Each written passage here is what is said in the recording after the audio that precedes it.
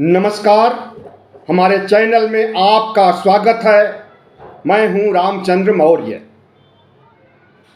साथियों, 16 मार्च को मुख्य चुनाव आयुक्त राजीव कुमार ने चुनाव आचार संहिता 2024 लोकसभा चुनाव की जारी किया था।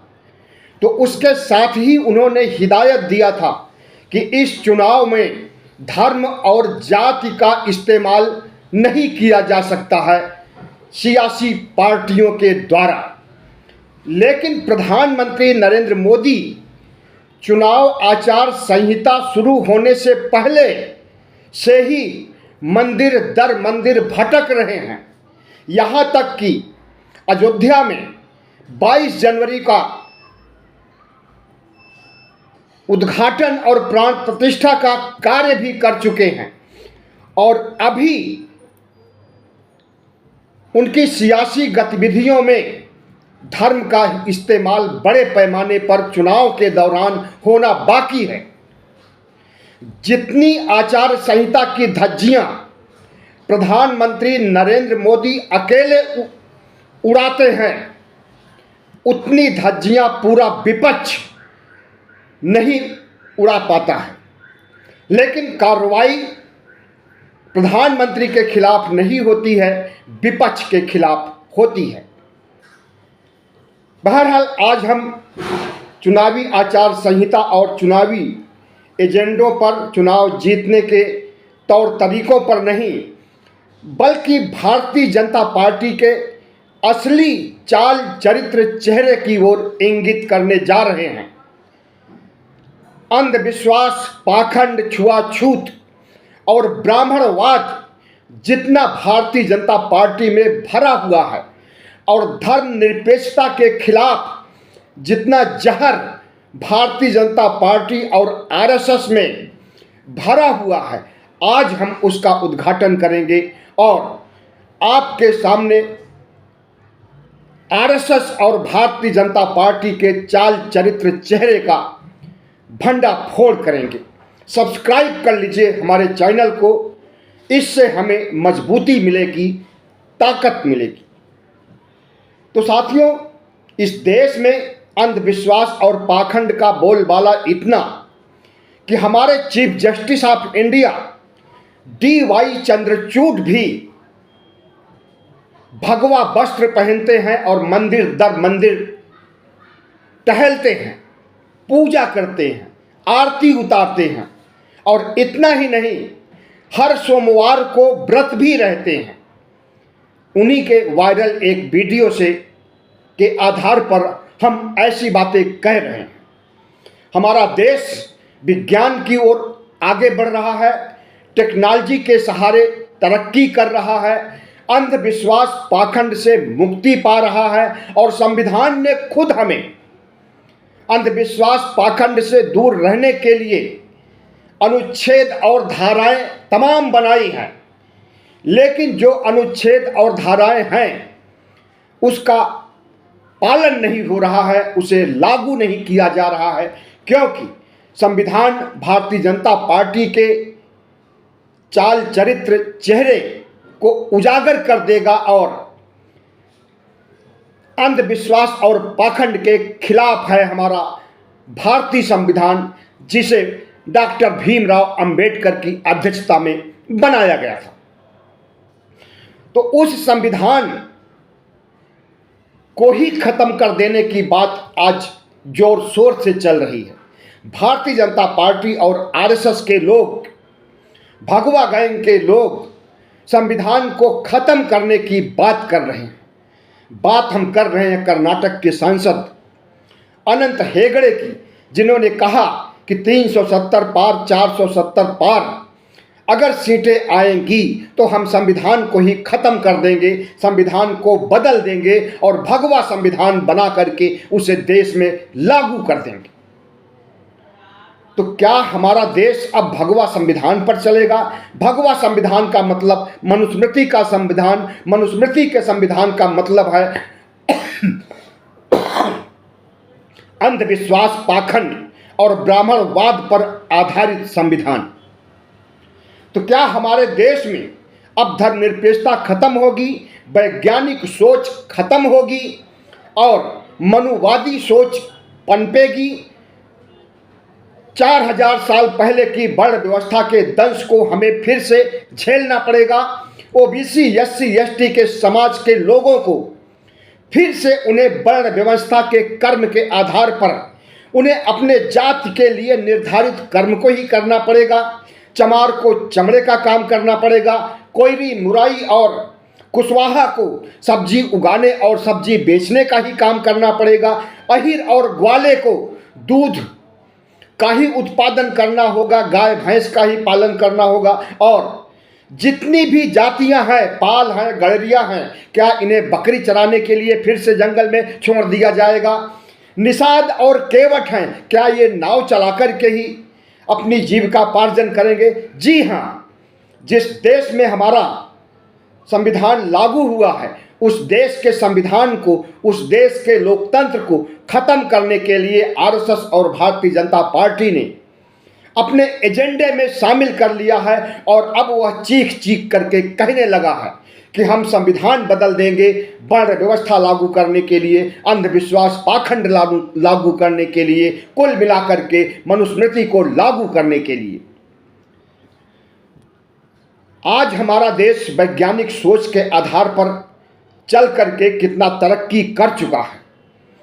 आज़ादी के बाद से अब तक हमने विकास के तमाम नए आयाम देखे, तमाम आईआईटी बने, एम्स बने, तमाम बांध बने, तमाम इंफ्रास्ट्रक्चर खड़ा हुआ, जिससे हमारा देश विकसित राष्ट्र की ओर बढ़ रहा है।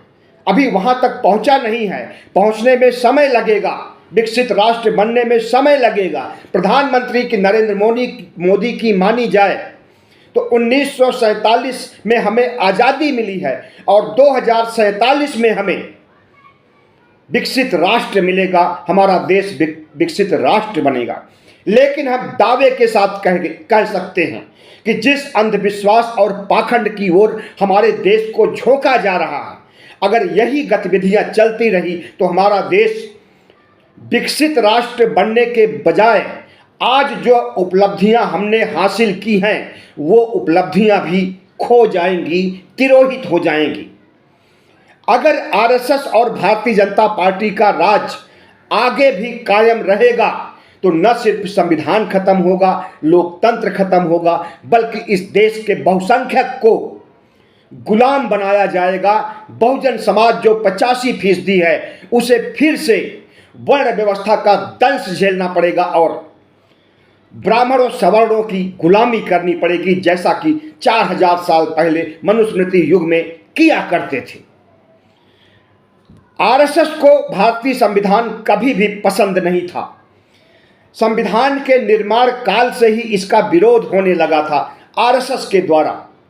और आज़ादी के पहले 1925 में भारत को हिंदू राष्ट्र बनाने के लिए आरएसएस की स्थापना की गई थी और वह आरएसएस लगभग 100 साल तक अपने एजेंडे को लागू नहीं कर सका, अपने मंजिल को पा नहीं सका। लेकिन 2014 में जब भारतीय जनता पार्टी की सरकार बनती है और प्रधानमंत्री नरेंद्र मोदी इस देश के प्रधानमंत्री बनते हैं और कहते हैं कि हम प्रधानमंत्री बाद में हैं, आरएसएस के प्रचारक पहले हैं, इसका मतलब 2014 से ही उन्होंने आरएसएस के मुताबिक इस देश को हाँकने का काम किया है। आरएसएस के एजेंडे को लागू करने का काम प्रधानमंत्री नरेंद्र मोदी ने किया है और आज वह खुली चुनौती दे रहे हैं कि अगर हम तीसरे टर्म में प्रधानमंत्री बनेंगे, अगर हम तीसरी बार शपथ लेंगे तो बहुत बड़ा धमाका होने वाला है, बहुत बड़ा बदलाव होने वाला है। ऐसी घोषणा वो कुछ समय पहले ही किए हैं, अभी ज़्यादा समय नहीं हुआ है।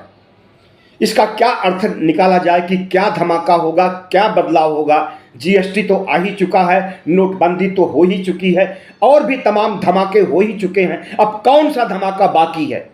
जी हाँ, संविधान को खत्म करने का धमाका बाकी है, भारत को हिंदू राष्ट्र घोषित करने का धमाका बाकी है, भारत की साझा संस्कृति को नष्ट करने, चौपट करने का धमाका बाकी है और उसी धमाके की बात आज प्रधानमंत्री कर रहे हैं और उसी धमाके की बात उनके सांसद अनंत हेगड़े जैसे लोग कर रहे हैं और उसी धमाके की बात प्रधानमंत्री कार्यालय से भी उठ रही है और उनके मुख्य सलाहकार विवेक ओबराय भी उसी धमाके की बात कर रहे हैं, संविधान बदलने की बात कर रहे हैं। आरएसएस अपने एजेंडे में हम कह दें कि कभी भी सफल नहीं होगा। हमारे देश का संविधान इतना मजबूत है, इतनी गहराई तक नींव है संविधान की कि उसके मूलभूत ढांचे को खत्म नहीं किया जा सकता है। 2/3 बहुमत ला करके संविधान को बदला जरूर जा सकता है, लेकिन उसके मूल ढांचे को, उसके बुनियादी सिद्धांतों को खत्म नहीं किया जा सकता। और अगर खत्म करने की जरूरत भी की जाएगी तो इस देश का ओबीसी, एससी, एसटी समाज, अल्पसंख्यक समाज ऐसा कतई नहीं होने देगा। प्रधानमंत्री नरेंद्र मोदी मुगालते में है कि उन्होंने 2 बार 2014 और 19 में सरकार बना लिया, तो 2024 में भी सरकार बना करके और अपनी मनमर्जी के अनुसार देश को हाँकने का काम करेंगे, संविधान बदलने का काम करेंगे, साझा संस्कृति को रौंदने का काम करेंगे, हिंदू राष्ट्र बनाने का काम करेंगे। लेकिन यह सपना उनका दिवा स्वप्न ही कहा जाएगा। दिन में बैठ करके आसमान में तारे ढूंढते रहें, दिन में बैठ करके रात के सपने देखते रहें, लेकिन ऐसा होने वाला नहीं है। और अगर ऐसा होता है तो वह भारत के लिए सबसे काला दिन होगा, जिस दिन संविधान को खत्म किया जाएगा और जिस दिन हिंदू राष्ट्र बनाने की घोषणा की जाएगी, वह भारत का सबसे बड़ा काला और दुर्भाग्यपूर्ण दिन होगा। प्रधानमंत्री नरेंद्र मोदी और आरएसएस जिस तरह से ओबीसी, एससी, एसटी के हितों को नजरअंदाज करके ओबीसी समाज की जनगणना तक न करा के ओबीसी को उसका हक अधिकार न दे करके ओबीसी के साथ धोखा किया है, उस ओबीसी की आंखें राहुल गांधी ने खोल दी है। और आंखें खुलने के बाद अगर ओबीसी फिर से 44% वोट प्रधानमंत्री नरेंद्र मोदी को देगा तो ओबीसी से ज़्यादा महामूर्ख कोई नहीं होगा। हालांकि अब 2014 और 2019 जैसी परिस्थितियां नहीं हैं, परिस्थितियां बदलती रहती हैं, कभी अनुकूल होती हैं, कभी विपरीत होती हैं। 2014 और 2019 में परिस्थितियां विपरीत थी। प्रधानमंत्री नरेंद्र मोदी के वादे और गारंटी, उनके जुमलों पर, उनके झूठ पर विश्वास करके यह देश उन्हें वोट दिया था। और 2019 के चुनाव में प्रधानमंत्री ने कहा कि 5 साल का समय कम पड़ गया है, हमें एक टर्म और दे दीजिए और हम दिखा देंगे कि भारत को कैसे विकसित बनाया जा सकता है और खुशहाली कैसे बढ़ाई जा सकती है। और जब खुशहाली की बात आई है तो अभी एक दिन पहले वर्ल्ड फोरम पर खुशहाली की, हैप्पीनेस की रिपोर्ट जारी की गई है। 143 देशों में खुशहाली के मामले में हमारा देश 124वें नंबर पर है। मतलब दुनिया के 123 देश हमसे ज़्यादा खुशहाल हैं और उन 123 देशों में पाकिस्तान, नेपाल, बांग्लादेश, हमारे पड़ोसी राज्य श्रीलंका तक भी है। मतलब कि हमारे देश से ज़्यादा खुशहाली पाकिस्तान में है, नेपाल में है, बांग्लादेश में है, पड़ोसी देशों में है। तो हमारे देश में खुशहाली क्यों नहीं है? इसकी वजह क्या है? इसकी तह में जाना चाहिए। और इस वैश्विक स्तर की रिपोर्ट का खंडन कर दिया भारत सरकार ने कि गलत आधार पर आंकड़े तैयार किए गए हैं। लेकिन वर्ल्ड फोरम पर किसी के साथ पक्षपात नहीं किया जाता। यही आंकड़ा अगर प्रधानमंत्री नरेंद्र मोदी के फेवर में आता तो इसका स्वागत किया जाता। लेकिन यह आंकड़ा प्रधानमंत्री नरेंद्र मोदी की कुशासन और उनके शासनकाल के दौरान के विकास कार्यों को नज़रअंदाज करने की वजह से हमारे देश में खुशहाली दूर जा रही है और बदहाली आ रही है। लेकिन आज हम खुशहाली और बदहाली पर बात नहीं करेंगे। आज हम बात करेंगे, पन्ने दर पन्ने खोलेंगे कि भारतीय जनता पार्टी किस तरह से ब्राह्मणवाद, अंधविश्वास, पाखंड का प्रचार करती है और इसी के बूते चुनाव जीतती है और अपने इसी सोच के तहत इस देश के 85% लोगों को गुलाम बनाए रखना चाहती है, उन्हें गरीबी रेखा के नीचे बनाए रखना चाहती है और उन्हें वर्ण व्यवस्था का दंश झेलने के लिए फिर से तैयार कर रही है। हमारे देश के संविधान को खत्म कर रही है और भगवा संविधान को लागू करने का सोच बना चुकी है, जिसका खुलासा हो ही चुका है कुछ दिनों पहले। तो साथियों, अगर इस देश को बचाना है, अगर इस देश की साझा संस्कृति तमाम धर्मों को बचाना है, सर्वधर्म समभाव को बचाना है, इस देश में हिंदू के अलावा जितने भी धर्मावलंबी रहते हैं उन्हें भी राष्ट्र की मुख्य धारा में शामिल करना है। ओबीसी, एससी, एसटी के गरीब तबकों को राष्ट्र की मुख्य धारा में लाना है और खुशहाली पूर्वक जिंदगी जीना है, इस देश को विकसित राष्ट्र बनाना है। तो भारतीय जनता पार्टी की गारंटी, मोदी की गारंटी पर कतई विश्वास नहीं करना है, क्योंकि इनकी गारंटी 2014 से लेकर के 2019 तक देख ली गई।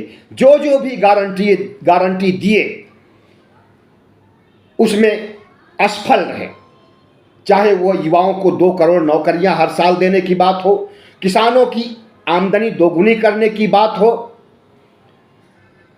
देश को बुलेट ट्रेन देने की बात हो, तमाम मोर्चों पर जिसके बारे में घोषणा किया था 15-15 लाख रुपए भी देने की बात हो, एक में भी सफल नहीं हो पाई।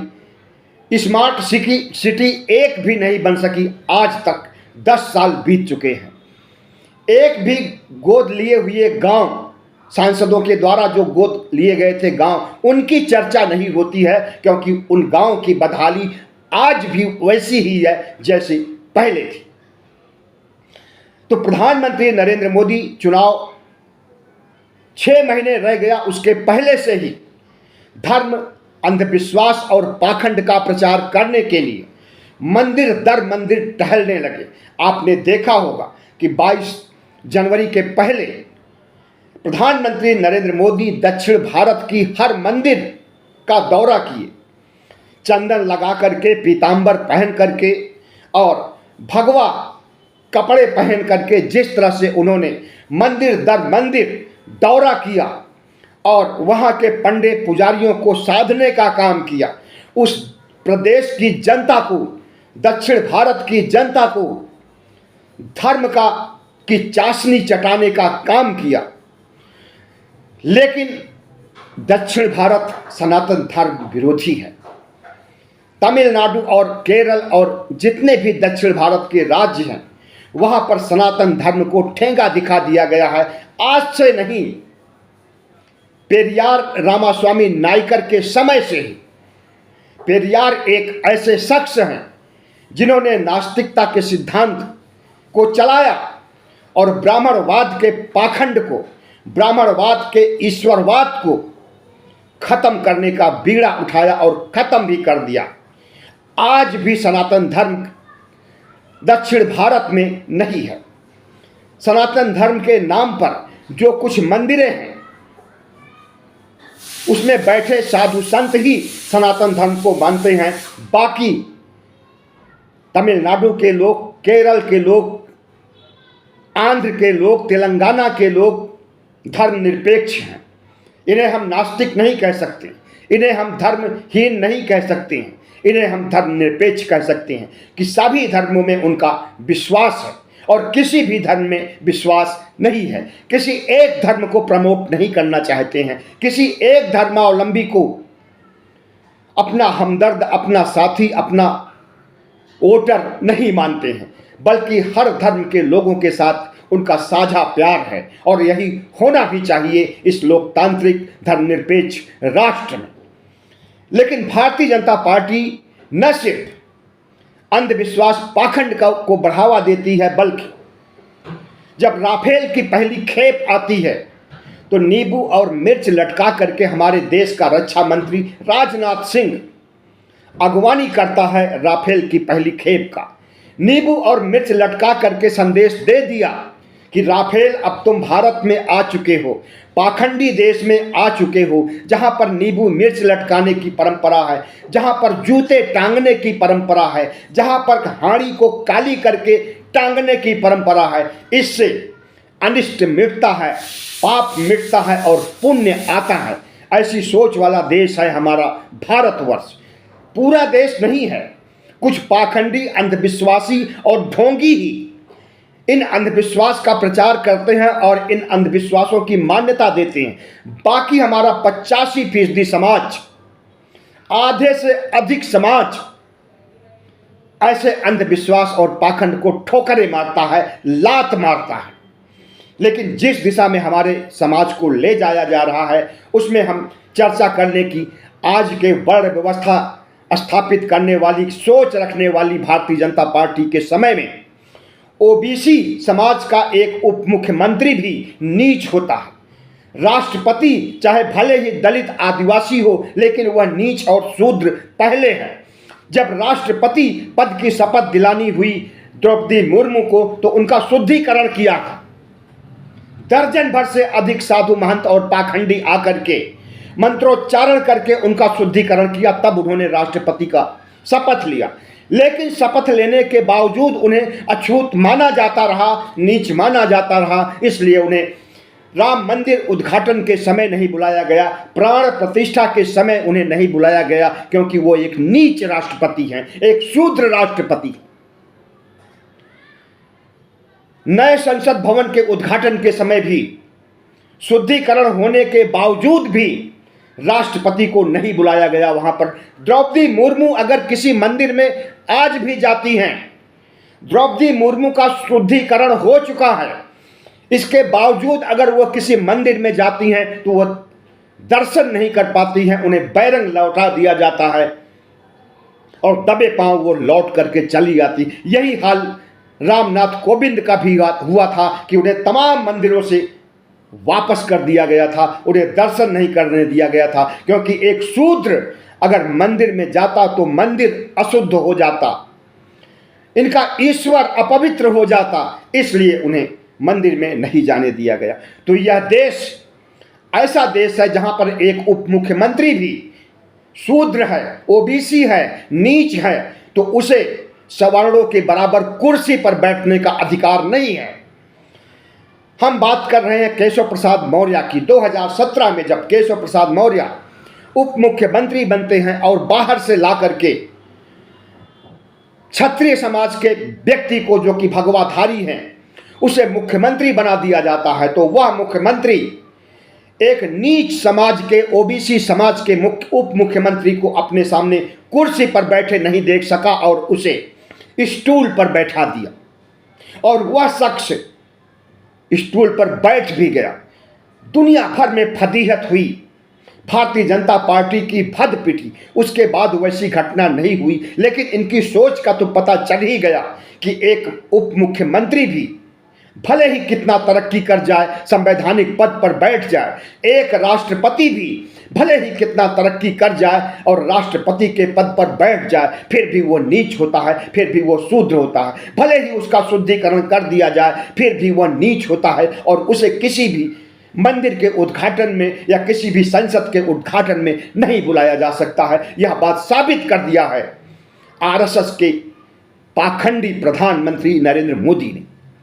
और इतना ही नहीं, 1995 में गणेश को दूध पिलाया गया था, दुनिया का सबसे बड़ा पाखंड। पहले तो गणेश का सिर काटा गया, हाथी का सिर थोपा गया, और इसे हमारे प्रधानमंत्री नरेंद्र मोदी ने प्रधानमंत्री बनने के बाद कहा कि हमारे देश की शल्य चिकित्सा कितना वैभवशाली थी कि हमारे देश में सिर कटे हुए व्यक्ति को दूसरा सिर भी जोड़ा जा सकता था। तो आप प्रधानमंत्री नरेंद्र मोदी की सोच, उनकी मानसिकता और उनके पाखंड को अच्छी तरह समझ सकते हैं। उनके द्वारा बनाए गए इस तरह के मिथक के द्वारा कि गणेश की सर्जरी एक बहुत बड़ी शल्य चिकित्सा की क्रांति थी प्राचीन भारत में, जबकि सब कुछ झूठ था। झूठ की बिसात में इनके 33 करोड़ देवी देवता भी हैं, इनके रामकृष्ण और शिव भी हैं। किसी का कोई इतिहास नहीं है, किसी का कोई सबूत नहीं है, किसी का कोई पुरातात्विक साक्ष्य भी नहीं है। और जिनका साक्ष्य है तथागत बुद्ध का, उसे ये ठुकरा चुके हैं। बुद्ध जाकर के दुनिया के 124 देशों में विराजमान हैं। वहां पर कई राष्ट्रों में तो बौद्ध धर्म को राष्ट्र धर्म की संज्ञा दी गई है, और कई ऐसे मुल्क हैं जहां पर सबसे ज्यादा बौद्ध हैं। लेकिन हमारे देश से बौद्ध धर्म का सफाया कर दिया है, और उस सफाया करने वालों में यही प्रधानमंत्री नरेंद्र मोदी के चेले चपोड़े, यही भगवा गैंग के लोग थे, यही ब्राह्मणवादी मानसिकता के लोग थे, जिन्होंने हिंदू धर्म को थोपने के लिए बौद्ध धर्म को समूल नष्ट कर दिया। प्रधानमंत्री नरेंद्र मोदी 22 जनवरी को जब प्राण प्रतिष्ठा और उद्घाटन का काम करते हैं तो समझ लीजिए कि उसी दिन हिंदू राष्ट्र का पहला चरण पूरा हो गया, और दूसरा चरण में ये चुनाव जीतेंगे, CAA NRC लागू करेंगे, और तीसरे चरण में जीत के बाद भारत को हिंदू राष्ट्र बनाने की घोषणा करेंगे, संविधान को खत्म करने की घोषणा करेंगे। इसकी आशंका कांग्रेस प्रमुख मल्लिकार्जुन खड़गे ने भी व्यक्त कर दी है कि अगर भारतीय जनता पार्टी को इस बार चुनाव जीतने का मौका मिलेगा तो 2029-2034 में कभी भी लोकसभा चुनाव नहीं होंगे, और इस देश से लोकतंत्र भी खत्म होगा, संविधान भी खत्म होगा। बहुत बहुत धन्यवाद। हमारे चैनल को सब्सक्राइब कीजिएगा, लाइक कीजिएगा और शेयर कीजिएगा।